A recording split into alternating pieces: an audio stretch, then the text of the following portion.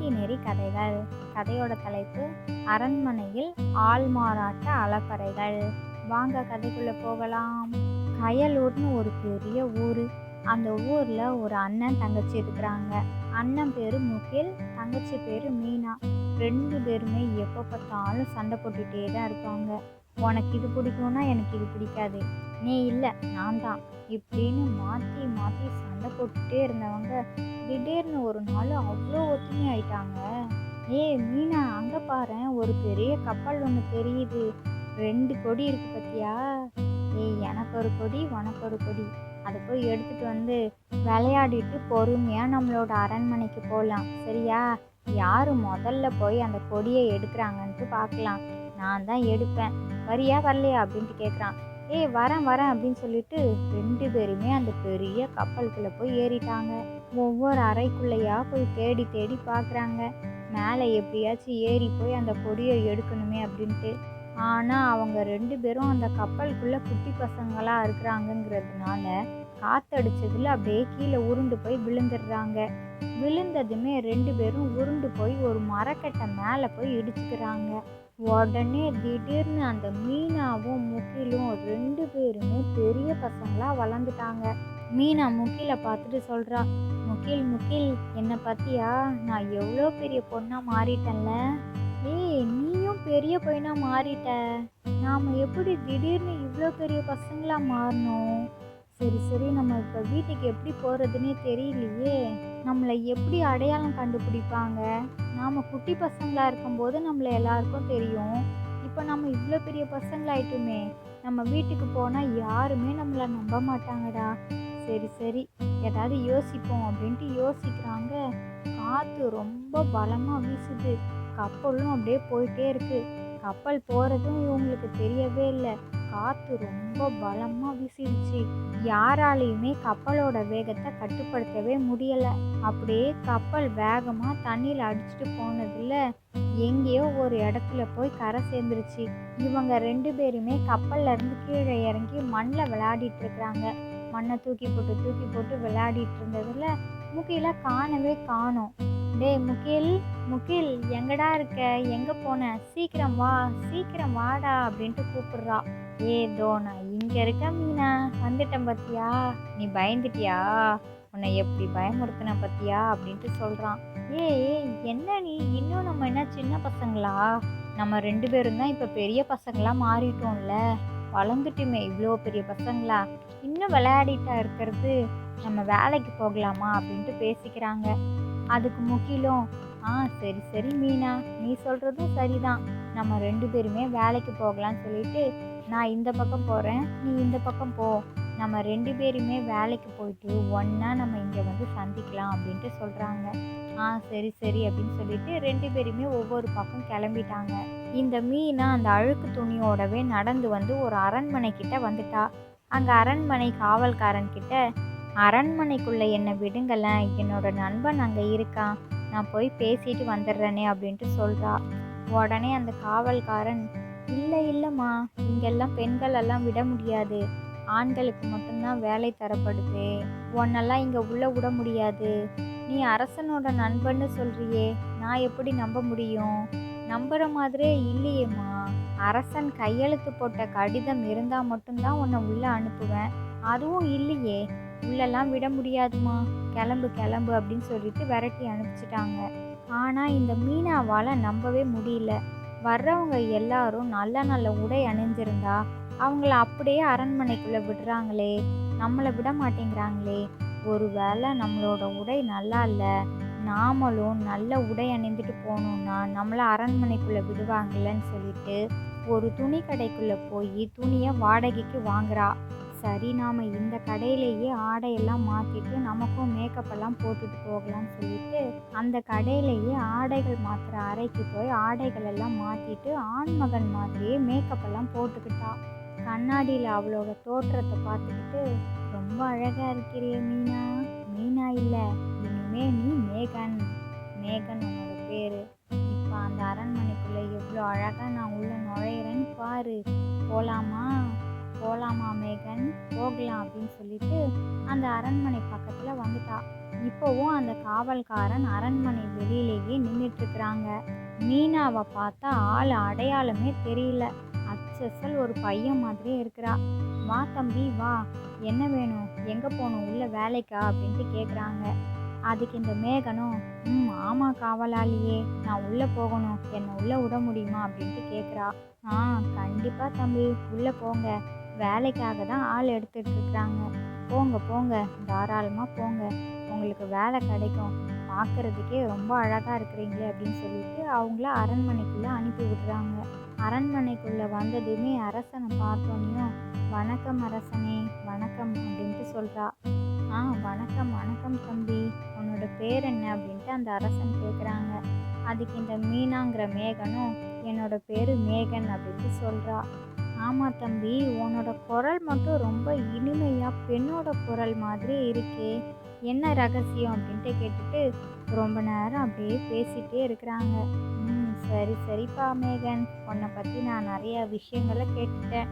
இதுக்கப்புறமும் எனக்கு எந்த சந்தேகமும் இல்லை, ரொம்ப திருப்தியாக இருக்குது. உனக்கு நான் வேலை போட்டு தரேன் அப்படின்னு சொல்லிட்டு வேலையும் போட்டு தந்துட்டாங்க. இன்னும் எதுக்கு இங்கேயே உட்காந்து பேசிகிட்டு இருக்கணும், வா நம்ம அரண்மனைக்குள்ளே போய் பேசுவோம், நான் உனக்கு நிறையா விஷயங்களை சொல்ல வேண்டியிருக்கு, வா வா அப்படின்ட்டு கூட்டிகிட்டு போகிறாங்க. மேகன் அரண்மனைக்குள்ளே வந்ததுமே சுற்றி முற்றி பார்க்கலாம். அவ்வளோ பெருசாக இருக்குது, பார்க்கவே ரொம்ப அழகாக இருக்குது. இந்த அரண்மனையிலேயே நம்ம சந்தோஷமாக இனிமேல் இருக்க வேண்டியதான் அப்படின்ட்டு முடிவு பண்ணிட்டான்.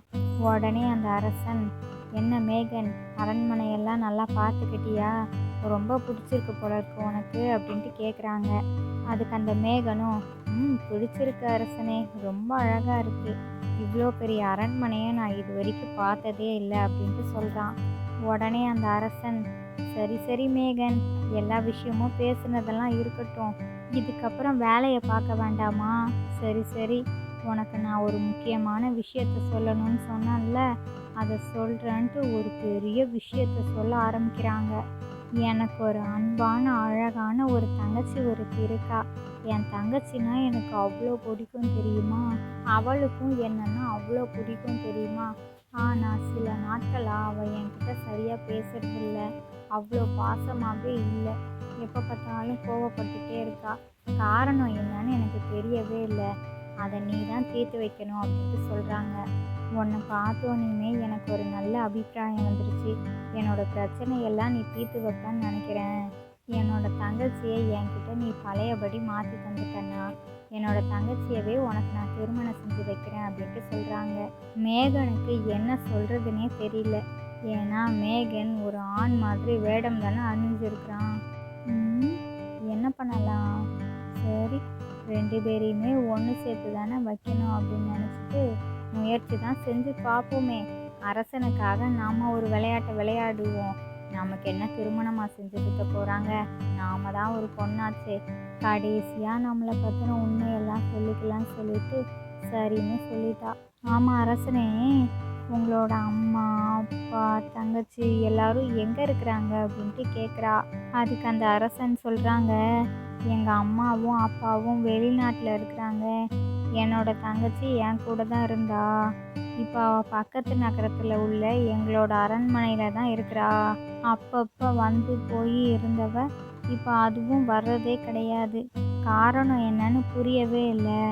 நான் என்னோட தங்கச்சி இருக்கிற அரண்மனையோட முகவரியை சொல்கிறேன், அங்கே போய் நீங்கள் அவளை சந்திச்சு பாருங்க, ஆனால் நான் தான் உங்களை என்னோட தங்கச்சிக்கிட்ட அனுப்பி வச்சேங்கிற விஷயம் என்னோட தங்கச்சிக்கு தெரியக்கூடாது அப்படின்ட்டு சொல்கிறாங்க. அதுக்கு இந்த மேகனும், சரி அரசனே, நீங்கள் சொல்கிற மாதிரியே நான் செய்கிறேன், நான் போயிட்டு வரேன்னு சொல்லிட்டு சந்தேகம் எதுவும் வரக்கூடாதுன்றதுக்காக வாடகை குதிரை வண்டியில் புறப்பட்டுட்டா. மாவீரன் அரசனோட தங்கச்சி இருக்கிற அரண்மனைக்கு வந்துட்டா. அரண்மனைக்குள்ள ஒரு அழகான தேவதை மாதிரி இளம் இளவரசி இருக்கிறாங்க. அந்த இளம் இளவரசியை சுற்றி ஒரு வழிப்பறி கூட்டமே நிற்கிது. கொஞ்ச நேரம் ஏதோ பேசிட்டு அவங்க எல்லாருமே ஒன்றா கிளம்பிட்டாங்க. இந்த இளவரசி மட்டும் தனியாக இப்போ ரொம்ப சோகமாக உட்காந்துட்டு இருக்கிறா. சரி சரி, இப்போ தான் யாருமே இல்லைல்ல, இளவரசி தனியாக தானே இருக்கிறாங்க, இதுதான் சரியான நேரம், இப்போ உள்ள நுழையலான்னு சொல்லிட்டு அரண்மனைக்குள்ளே நுழையிறாங்க. மேகன் அந்த இளவரசி கிட்ட போயிட்டு, நான் தான் மேகன்னு ஆரம்பித்து நிறையா விஷயங்கள் பேசிகிட்டு இருக்கிறாங்க. இப்பதான் அந்த இளவரசி அவளோட பிரச்சனைய சொல்றா. நான் என்னோட அண்ணன் இருக்கிற அரண்மனைக்கு போகணும்னா அந்த மந்திரக்கல் என்கிட்ட கிடைக்கணும். அப்போதான் நான் இந்த அரண்மனையை விட்டு வெளியில நகர முடியும் அப்படின்ட்டு சொல்றா. நீங்க அந்த மந்திரக்கல்லை என்கிட்ட எடுத்துட்டு வந்து தர முடியுமா? எங்க அண்ணன் என்னை தேடி இங்க வந்தாங்கன்னா வழிப்பறிங்க எங்க அண்ணனையுமே தாக்குதல் செய்வாங்க. அதனால தான் மேகன் இவ்வளோ பிரச்சனை இருக்கு.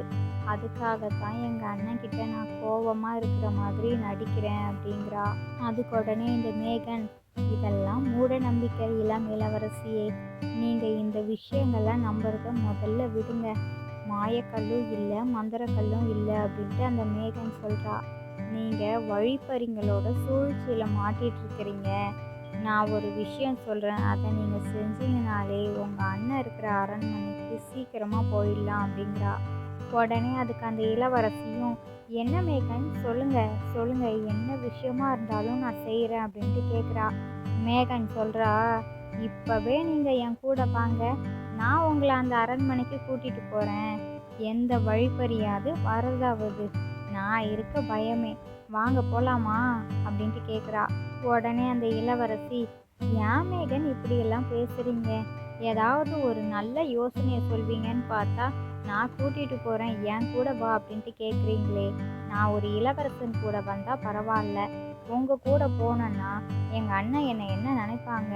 நான்லாம் ஒன்றும் வரல மேகன், நீங்கள் வந்த வழியாகவே திரும்பி போங்க. அதுதான் உங்களுக்கு நல்லது, எனக்கும் நல்லது. நானே என்னை காப்பாற்றிக்கிறதுக்கு என்ன விஷயங்கள் பண்ணிக்க முடியுமோ நானாகவே பண்ணிக்கிறேன். நீங்கள் இந்த இடத்த விட்டு கிளம்புங்க அப்படின்ட்டு சொல்கிறா.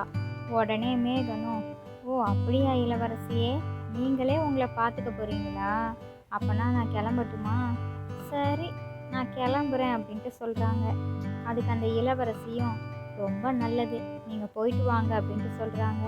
உடனே மேகனுக்கு சந்தோஷம் தாங்க முடியல.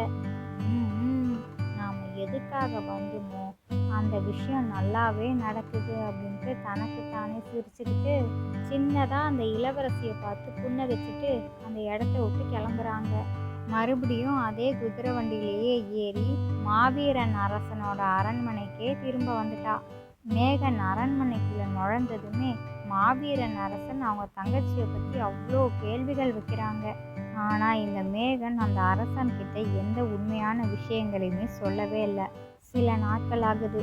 மேகனுக்கு தோண ஆரம்பிச்சிருச்சு, இன்னுமே அந்த இளம் இளவரசி அப்படியே தான் இருக்காங்களா, இல்லைனா அந்த அரண்மனையை விட்டு தப்பிக்கிறதுக்கான வேற வழிகளை பார்க்குறாங்களான்ட்டு பார்க்கலாம் அப்படின்ட்டு மறுபடியும் அந்த அரண்மனைக்கு கிளம்பிட்டாங்க. இளவரசி விக்டோரியா இருக்கிற அரண்மனைக்கு மேகன் வந்துட்டா. இளவரசி மேகனை பார்த்ததுமே, வாங்க மேகன் வாங்க, உள்ளே போகலாம். அன்னைக்கு நான் உங்ககிட்ட ரொம்ப கடுமையாக நடந்துக்கிட்டதுக்கு என்னை மன்னிச்சிடுங்க. வாங்க உள்ளே போகலாம், உங்களுக்கு நான் காஃபி போட்டு தரேன் அப்படின்ட்டு கூட்டிகிட்டு போகிறாங்க. மேகனுக்கு இங்கே என்ன நடக்குதுன்னே தெரியல, ஒரே ஆச்சரியமாக இருக்குது. சரி போவோம் அப்படின்ட்டு அவங்களும் போகிறாங்க. இந்த விக்டோரியா இளவரசி அந்த மேகனுக்கு காஃபியெல்லாம் போட்டு தராங்க. 2 பேரும் ரொம்ப சந்தோஷமாக காஃபி குடிச்சிட்டு இருக்கிறாங்க. அப்போது அந்த விக்டோரியா இளவரசி அந்த மேகனை பார்த்து, எனக்கு உங்களை ரொம்ப பிடிச்சிருக்கு, என்னை நீங்கள் திருமணம் செஞ்சுக்கிறீங்களா அப்படின்ட்டு கேட்குறா. ஆனால் இந்த மேகன் தான் ஆண் வேடத்தில் உள்ள ஒரு பெண்ணாச்சே. திகைச்சு போய் பார்க்குறா. என்னடா இது, இவளோட அண்ணன் என்னடானா என்னோட பிரச்சனையெல்லாம் தீர்த்து வச்சேன்னா என்னோட தங்கச்சியவே உனக்கு நான் திருமணம் செஞ்சு வைக்கிறேன்னு சொல்கிறாங்க. இவ என்னடானா எனக்கு உன்னை ரொம்ப பிடிச்சிருக்கு, என்னை நீ திருமணம் செஞ்சுக்கிறீங்களான்னு கேட்குறாளே. நான் என்ன சொல்கிறது, எனக்கு ஒன்றுமே புரியலையே. நான் ஒரு பெண்ணாச்சே, நான் எப்படி உங்ககிட்ட இதெல்லாம் சொல்ல போகிறேன்னு தெரியலையே அப்படின்ட்டு முழிச்சிட்டு இருக்கிறா. சரி, நாம் இப்போ எதை பற்றியும் சொல்ல வேண்டாம், நாம் கிளம்பலான்னு சொல்லிட்டு கிளம்பிட்டா. இந்த மேகன் மறுபடியும் அந்த அரண்மனைக்கே திரும்ப வந்துட்டா. அப்போவும் அந்த அரசன் அவங்க தங்கச்சியை பற்றி அவ்வளோ விஷயங்கள் கேட்குறாங்க. இப்போ அந்த மேகன், உங்கள் தங்கச்சி தானே, ரொம்ப நல்லா இருக்காங்க, வருவாங்க வருவாங்க, கூடிய சீக்கிரத்திலேயே திரும்ப வருவாங்க அப்படின்ட்டு மட்டும் சொல்கிறா. என் மேலே எந்த கோபமும் இல்லைல்ல என்னோட தங்கச்சிக்கு அப்படின்ட்டு கேட்குறாங்க. அதுக்கு அந்த மேகனும், அதெல்லாம் ஒன்றும் இல்லை, சீக்கிரமாகவே அவங்க திரும்ப வருவாங்க, நீங்கள் கவலைப்படாமல் இருங்க அப்படின்ட்டு சொல்கிறா. சரி, நான் ஒரு கடிதம் எழுதி தரேன், அதை நீ என்னோட தங்கைக்கிட்ட போய் ஒப்படைச்சிரு, அப்போனா அவள் சந்தோஷத்தில் சீக்கிரமாக வந்துடுவா அப்படின்ட்டு சொல்கிறாங்க. அதுக்கப்புறம் அந்த அரசன் இரவு முழுக்க அவங்களோட தங்கச்சிக்காக ஒரு அழகான கடிதத்தை எழுதி முடிக்கிறாங்க. மேகன் அரண்மனைக்கு வர்றதுக்கு முன்னாடியே விக்டோரியா இளவரசியே அந்த மந்திரக்கல்லை தேடி கண்டுபிடிச்சிட்டாங்க. இப்போ நாம் இன்னைக்கு சந்தோஷமாக நம்மளோட அண்ணன் இருக்கிற அரண்மனைக்கு போகலாம் அப்படின்ட்டு முடிவு பண்ணிட்டாங்க. அந்த சந்தோஷத்தில் ரொம்ப சுறுசுறுப்பாக அவங்களோட அரண்மனைக்கு கிளம்புறதுக்காக தயாராகிக்கிட்டு இருக்கிறாங்க. அந்த சமயத்தில் தான் இந்த மேகன் அந்த அரண்மனைக்கு வந்திருக்கிறாங்க. அந்த கடிதத்தை அந்த இளவரசி படித்ததுமே கோபம் பயங்கரமாக வந்துருச்சு. நம்ம அண்ணன் நம்மக்கிட்ட சம்மதம் கேட்காமலேயே எப்படி திருமணத்துக்கு ஏற்பாடு செய்யலாம் அப்படின்ட்டு கோபம் உச்சந்தலைக்கு ஏறிடுச்சு. சரி, நீங்கள் இப்போ கிளம்புங்க மேகன் அப்படின்ட்டு கோபமாக சொல்கிறாங்க. இந்த மேகனும் ரொம்ப அமைதியாக அந்த இடத்த விட்டு கிளம்பிட்டாங்க. இப்போ அந்த மாவீரன் அரசன் இருக்கிற அரண்மனைக்கே வந்துட்டாங்க. இந்த அரசனும் அந்த மேகன் கிட்ட கேட்குறாங்க, என்னோட தங்கச்சி அந்த கடிதத்தை படித்தோன்னு ரொம்ப சந்தோஷமாக இருக்கால்ல, அந்த கடிதத்தை படித்த சந்தோஷத்துலேயே அவள் சீக்கிரமாக வந்துடுவா அப்படின்ட்டு சொல்கிறாங்க. ஆனால் அந்த விக்டோரியா இளவரசி ரொம்ப கோபமாக இருக்கிறாங்கங்கிறது இந்த மேகனுக்கு மட்டும்தான் தெரியும். மேகனும் இந்த அரசன்கிட்ட எந்த விஷயத்தையுமே சொல்லலை. சரிங்க அரசனே, வருவாங்க, நீங்களும் இதே சந்தோஷத்தோடவே இருங்க, அவங்க சீக்கிரமாகவே உங்ககிட்ட வந்து சேர்ந்து சந்தோஷமாக இருப்பாங்க, நீங்கள் 2 பேருமே அண்ணனும் தங்கச்சியும் ரொம்ப ஒற்றுமையாக இருப்பீங்க அப்படின்ட்டு சொல்கிறா. மறுநாள் விடிஞ்சிருச்சு. இந்த மாவீரன் அரசன் அவங்க தங்கச்சி வராங்கங்கிறதுக்காக தடபுடலாக விருந்தெல்லாம் வைக்கிறாங்க. அவங்க தங்கச்சி எப்போ வருவாங்க, எப்படி வருவாங்கன்னு அவங்களுக்கு தெரியாது. ஆனால் அந்த விக்டோரியா இளவரசி அவங்களோட அரண்மனையில் உள்ள குதிரை வண்டியில் புறப்பட்டு இந்த அரண்மனைக்கு வந்துக்கிட்டு இருக்கிறாங்க. அதுக்குள்ளேயும் முகில்ன்றவங்க இந்த அரண்மனையில் ஏதோ ஒரு விழா நடக்குது போல இருக்கு, சரி நம்மளும் போய் கலந்துக்கலான்னு சொல்லிட்டு அந்த விழாவில் வந்து கலந்துக்கிறதுக்கு ஒரு நல்ல உடை அணிஞ்சு வந்துட்டாங்க. கூட்டத்தோட கூட்டமாக யார் எவருன்னே தெரியல. எல்லாரும் ஆட்டம் பாட்டம் கொண்டாடுறதுல சந்தோஷமாக இருக்கிறாங்க. அப்போ அந்த நேரத்தில் அந்த விக்டோரியாங்கிற இளவரசி அரண்மனைக்குள்ளே வந்துட்டாங்க. விக்டோரியா இளவரசி முகிலை சந்திச்சிட்டாங்க.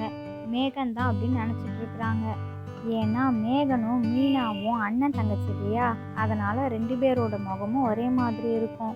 இது மேகன் தான் நினச்சிட்டு அந்த முகில்கிட்ட பேச ஆரம்பிக்கிறாங்க. இந்த முகிலுக்கு ஒன்றுமே புரியல. சரின்ட்டு அவங்க கூடவே போகிறாங்க. இந்த விக்டோரியா இளவரசி அவங்களோட அண்ணன்கிட்ட இவங்களை கூட்டிகிட்டு வந்துட்டாங்க. அண்ணா அண்ணா இங்கே பார்த்தீங்களா அப்படின்ட்டு சொல்ல ஆரம்பிக்கிறதுக்குள்ளேயும் வாயடிச்சு போயிட்டா. பார்த்தா அந்த மேகன் வந்து நிற்கிறாங்க. 2 பேருமே ஒரே மாதிரி இருக்கிறாங்க. இதில் யார் உண்மையான மேகன், சொல்லுங்க சொல்லுங்க அப்படின்ட்டு அந்த விக்டோரியா இளவரசி கேட்குறாங்க. உடனே அந்த மாவீரனும், ஆமாம் இதில் யார் மேகன், யார் மேகன், எனக்கே ரொம்ப குழப்பமாக இருக்கே, 2 பேருமே ஒரே மாதிரி இருக்கிறீங்களே, உண்மையை சொல்லுங்க, யார் இதில் மேகன், யாருன்னு சொல்லுங்க அப்படின்ட்டு கேட்குறாங்க. என்னோட உண்மையான பேர் மீனா, நான் மேகன்ற ஆண் வேடத்தில் தான் இந்த அரண்மனைக்குள்ளவே உள்ளே நுழைஞ்சேன் அப்படின்னு சொல்லிட்டு அவங்களோட ஆண் வேடத்தை கலைச்சிட்டு, நான் ஒரு பெண், இதுதான் என்னோட உண்மையான முகம், நான் இத்தனை நாளாக உங்கள் 2 பேர்த்தையுமே ஆண் வேடத்தில் ஏமாற்றிட்டு இருந்திருக்கிறேன், அதுக்கெல்லாம் என்னை மன்னிச்சிருங்க அப்படின்ட்டு சொல்கிறா. உடனே எல்லாருமே அதிர்ச்சி ஆயிட்டாங்க.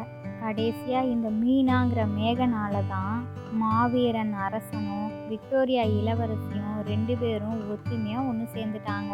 அது மட்டும் கிடையாது, மீனாவும் முகிலும் கூட ஒன்று சேர்ந்துட்டாங்க அப்படின்ட்டு முடிக்கிறான். இதோட நாடகம் முடிஞ்சுது அப்படின்னு சொல்லிட்டு அந்த பையன் அவனோட நடிப்பு திறமையை எல்லார் முன்னாடியும் ரொம்ப சீரும் சிறப்புமாக நடித்து முடிச்சுட்டு நன்றி வணக்கம் சொல்லிட்டு அந்த மேடையிலேருந்து கிளம்பிட்டான். இந்த கதையிலேருந்து நாம் என்ன தெரிஞ்சுக்கணும் அப்படின்னா, எப்போவுமே ஒத்துமைங்கிறது ரொம்பவே முக்கியமான விஷயம். மற்றவங்க நம்மளை சேர்த்து வைக்கணும் அப்படின்னு நினைக்கக்கூடாது. நம்மளே நம்ம உறவுகள் கூட அன்பாகவும் ஒத்துமையாகவும் இருக்கணும். தானாகவே இதுதான் உண்மை, அதுதான் உண்மை அப்படின்ட்டு மூட நம்பிக்கையில் வாழ்ந்துகிட்டே இருக்கக்கூடாது. எது உண்மையோ அதை நோக்கி போய்கிட்டே இருக்கணும். நல்ல விஷயங்களை நினைக்கணும். அப்போ தான் நமக்கு தானாகவே நல்ல விஷயங்கள் நடக்கும். நாம் ஒரு கெட்டதாக ஒரு விஷயம் நினச்சோம் அப்படின்னா அது கண்டிப்பாக ஒரு கெட்ட விஷயமாக தான் போய் முடியும். நல்லதும் கெட்டதாக முடியறதுக்கான வாய்ப்புகள் அதிகம். ஆனால் கெட்டதுலேயும் நாம் நல்லதுன்னு நினச்சோன்னா கெட்டது கூட நல்லதாக மாறி நல்லதாக அமையும். இந்த கதை பிடிச்சிருந்தா லைக் பண்ணுங்கள், ஷேர் பண்ணுங்கள். உங்களோட கருத்துக்களை கமெண்ட் பாக்ஸில் கமெண்ட் பண்ணுங்கள். இது மாதிரி சுவாரஸ்யமான கதைகள்லாம் பார்க்கணுமா? ப்ளீஸ் நம்மளோட சேனலை சப்ஸ்கிரைப் பண்ணுங்கள். இதோட அடுத்த கதைகள் வீடியோவில் பார்க்கலாம். ஓகே, பாய்.